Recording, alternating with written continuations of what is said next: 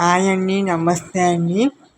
జగన్నాథ స్వామి వారి రథయాత్ర మహోత్సవాలండి 7వ తారీఖు నుండి 18వ తారీఖు వరకు మనకి జరుగుతాయండి.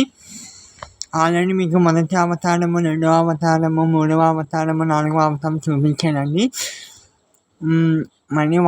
మళ్ళీ ఒకసారి తెలుసుకుందాము.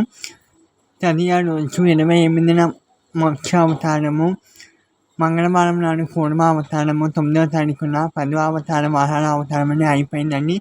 ఈరోజు నిన్న కూడా నరసింహ అవతారం అని మనం దర్శనమిస్తున్నారండి. రేపు వామన అవతారం అని సప్తమి శనివారం అని, అలాగే అష్టమి రోజు ఆదివారము పరశురామ అవతారం అండి 14వ తారీఖున, అలాగే రామావతారము నవమి రోజు సోమవారం అండి, అలాగే కృష్ణావతారము 16వ తారీఖు దశమి మంగళవారం అండి, అలాగే ఏకాదశి రోజు మనకి తొలి ఏకాదశి బుధవారము చాలా విశిష్టం.